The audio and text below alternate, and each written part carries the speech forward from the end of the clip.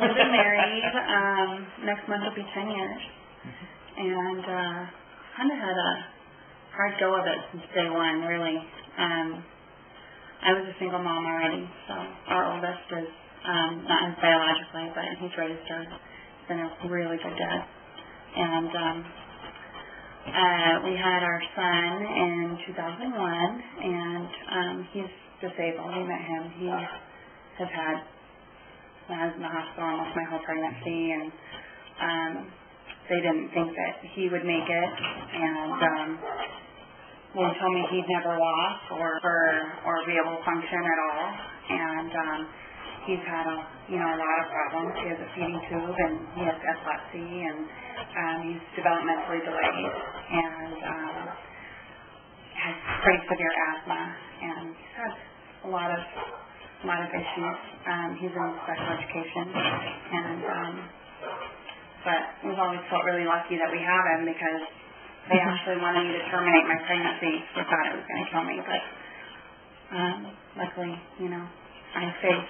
So, yeah. So we have him, and then he's 8, and then we have a 6-year-old girl, and then our 12-year-old girl, and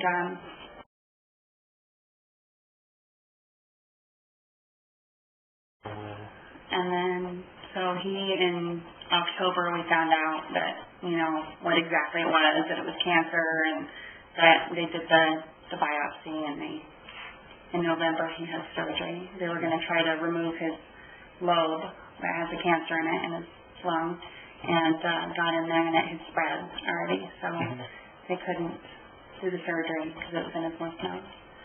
So they're pretty advanced at that point. He's never smoked, never done anything to cause cancer. So he's gone through 2 rounds of chemo and 7 weeks of radiation, and last month his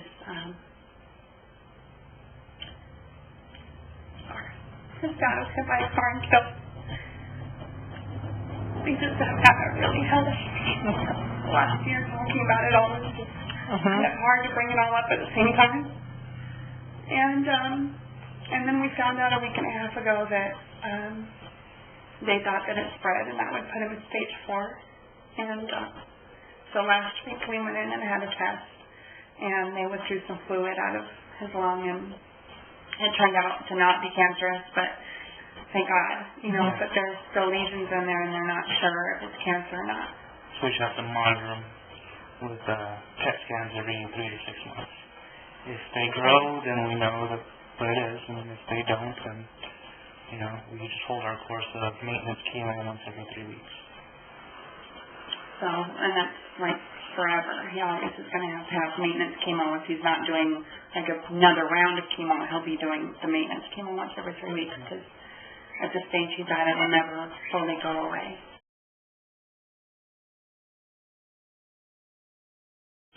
Well, right now,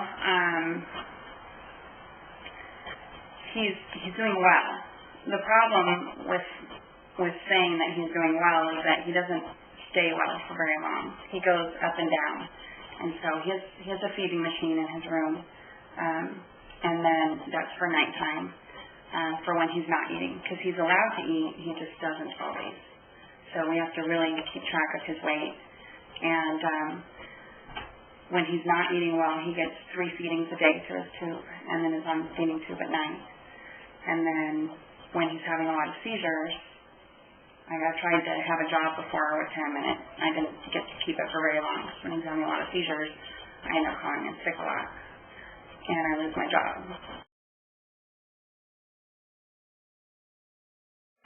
For the first time in my life, really it's not a, faith problem as much as it's an anger problem. And I've never, so emotional today, I've never been on the outs with God before. But I really feel like I'm on the outs with God. And so I feel like I've lost this huge part of me. And I've really been struggling with it for a while. So I've always been had a really good relationship. And for me, internally, it's almost been the polar opposite. You know, when I first found out about the cancer and everything, that's when I really started praying. You know, it's a personal thing. I do it by myself. You know, sometimes it's when I'm doing, you know, when I'm just cutting vegetables. You know, just having a little personal conversation. That, and then when my dad died, and forgive me for getting emotional, I love my dad. For the first time I said, you know, God, you know, I haven't asked for much. You know, for my health. There's one time I need you. This is not the time. And from that moment on, it actually got really, really easy. Like I felt it. I was really, really cool. Because,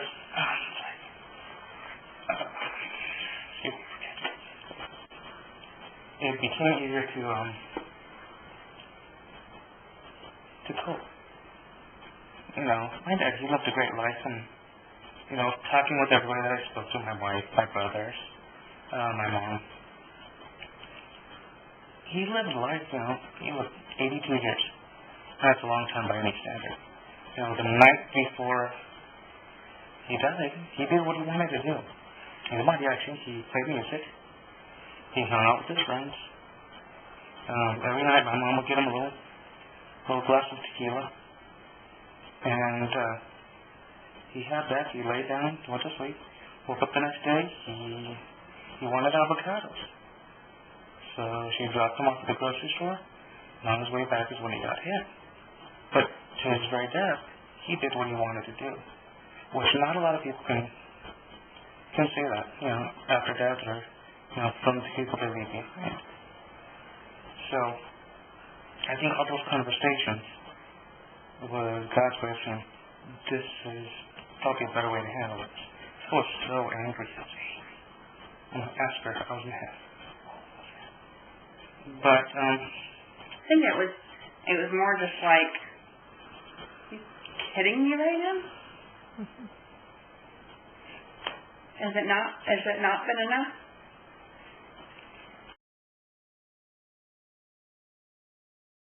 And it'll take him eventually, you know, but we're hoping for like 6 or 7 years, you know, so that they can get older, you know, and have their dad around, especially.